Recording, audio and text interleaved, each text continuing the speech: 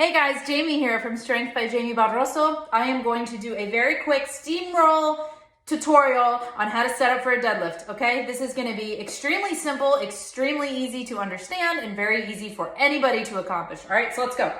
First things first, this is a conventional deadlift tutorial. This is your standard conventional deadlift using a barbell. The first thing to note is that you need to have bumper plates. If you do not have bumper plates and you only have small plates, then you can do one of two things. You can either roll the bar with the smaller plates onto some other plates to elevate that bar because you really want it to be about a third up your shin, or you can put it in these safety bars here in a squat rack if you have one, okay? But I'm gonna go forward assuming you have a setup just like this.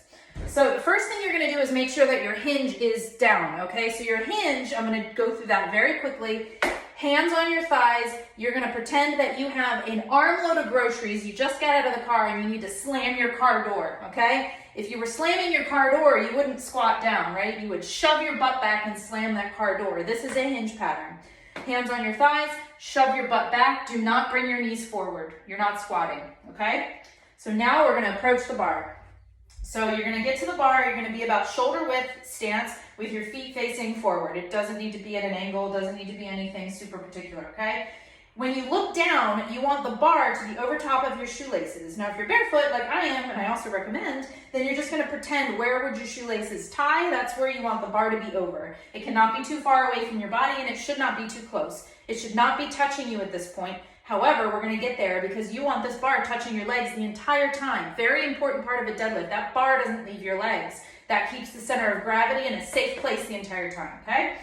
So at this position, you're gonna do that hinge we just talked about. Hands on your thighs, you're gonna shove your butt back, and you're gonna get down to just below your knees. You're gonna feel a tight hamstring stretch here. As soon as you feel this position and you're below your knees, you can go ahead and bring your knees forward just until your shins touch the bar. That's all you're gonna bring them forward for, is to have your shins meet the bar. Now you notice my hips dropped slightly when I did this, but they did not drop a dramatic amount, very slight. So now my shins are touching the bar. This position, you can grab the bar, okay? Now I like to use a mixed grip for deadlifts, even with a light weight. It's just what I prefer. You can try just an overhand, a pronated grip, or you can do a mixed grip. One pronated, one supinated, technical terms for it. I'm gonna go ahead and do my mixed grip. So you come down, hinge, hinge, hinge, don't move your knees until now. Moving my knees forward, grab the bar. You're gonna grab the bar just outside your legs. So your arm is gonna be touching your legs, just outside of them, okay? So you're not ready to lift yet, okay? This is the complicated part. I have a lot of stuff to say now, okay? So listen up, because all this is very important. Before that bar even leaves the ground, you got a lot of things to take into consideration.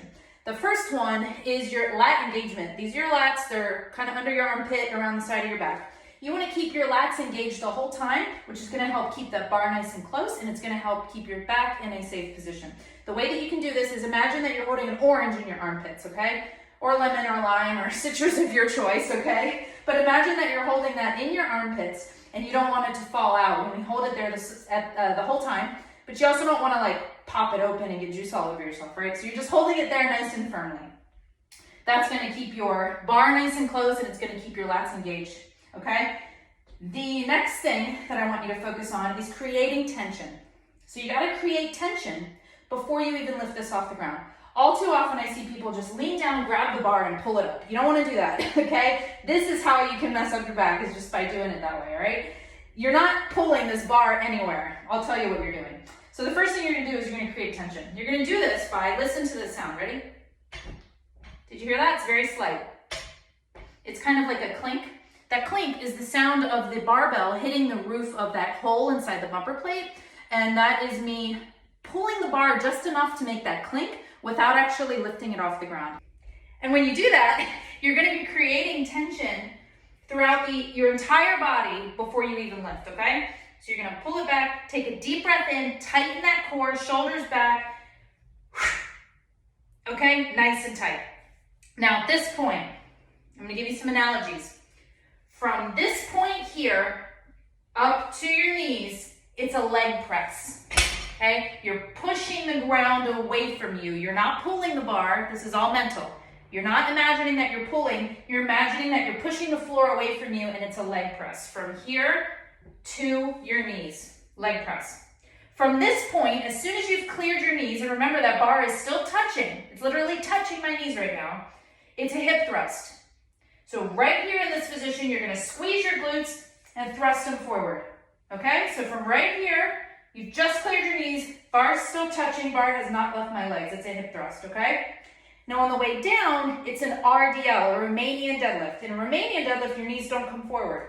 You hinge back, that bar slides down your legs, your knees are staying where they are, and then as soon as that bar clears your knees, you can go ahead and drop it down, okay? And then reset every time. Create tension and reset every single rep. Hopefully my dog doesn't get under this barbell.